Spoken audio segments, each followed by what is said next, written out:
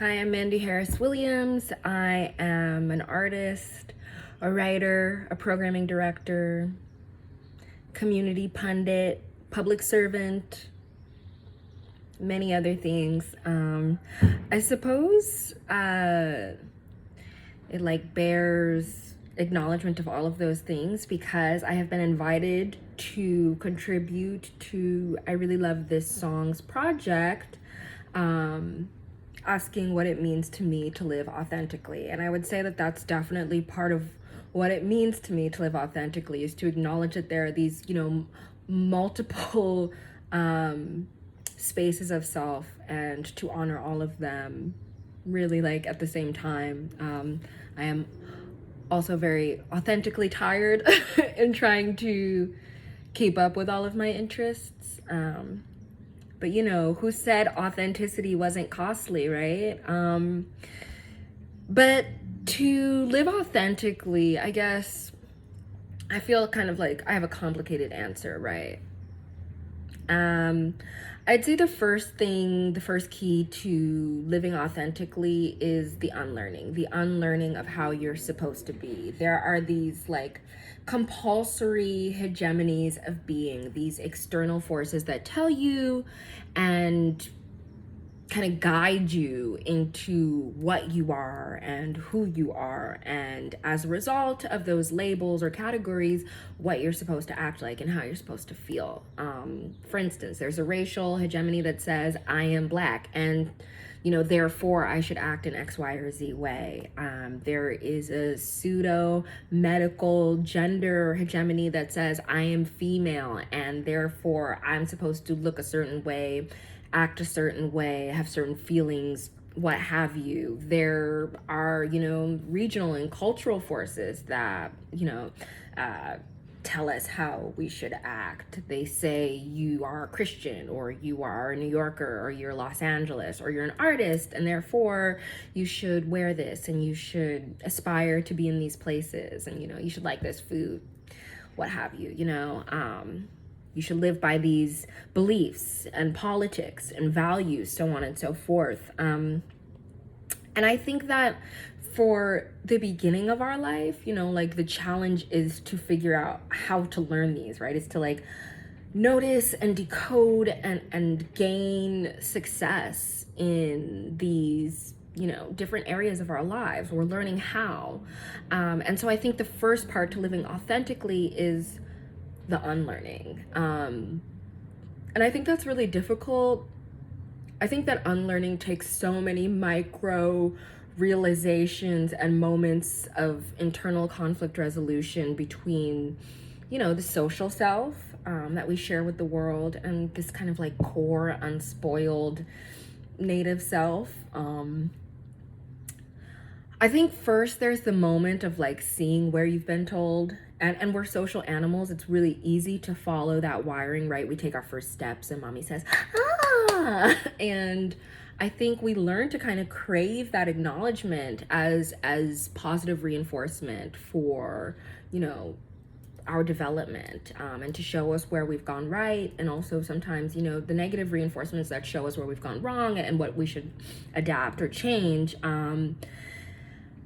And I guess it's really tricky to see all of those moments you've accepted what you were told, and to bring them up to the council of your mature awareness, right? And test those and to rethink them. And I think that brings up the next aspect.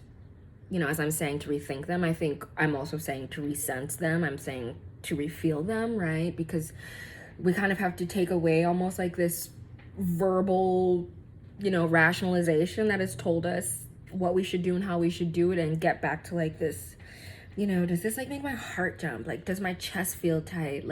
Do I find a smile on my face? Do I feel my heart rate go down? Do I take a deep breath? And we don't pay enough attention to that. And frankly, the world moves so fast that it's difficult to pay attention to that stuff. So I think there's this real need to slow down and notice, and to create a habit of slowing down and noticing.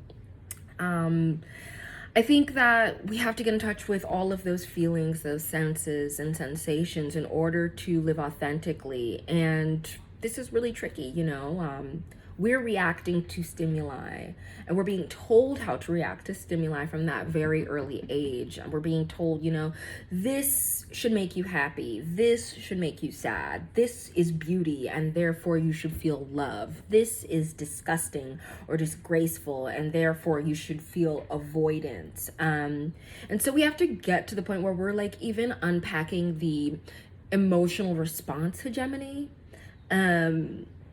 And I think that that's, one example of how that has been real in my life over the last year, especially as we have faced the global pandemic, is like with social worlds and also with dressing. Like, in social worlds, you would like be out, right? And you're like, okay, well, I'm a Black creative, right? Or, what have you, whatever your social world is. And you're like, okay, so this is what us Black creatives do. And this is, these are the people who us Black creatives celebrate and these who we should look up to. And you get so swept up in the automaticity of that sometimes you don't like step back and think, does this make my heart sing? Does this inspire me? Are these the people I want to be around? Or like, so many of us have been in sweatpants and pajamas, whatever. So many of us have not put on pants for the last year. But the social mores say if you go outside, you have to put on pants. So what is like the more authentically comfortable thing? And then you have the like next thing, the next question would be, well, perhaps I feel most comfortable making those around me comfortable, right? And then, does that mean I am just giving? Does that mean that I have people-pleasing trauma? These are all things that we have to unpack, and it's this constant dialogue. And so I think, to sum things up, I think that living authentically, it's not a destination, it's not a realization, it's this questioning impulse. It's this continual rigor with the self to uncover an increasingly truer self, to deepen the dialogue between this constantly, hopefully, evolving and changing self and the performance of the self that we offer to our communities. And I think that living authentically is something that we build a muscle for. It's an exercise. Maybe yesterday I did a better job living authentically than I did today. Maybe I have goals for how authentically I can live in the future.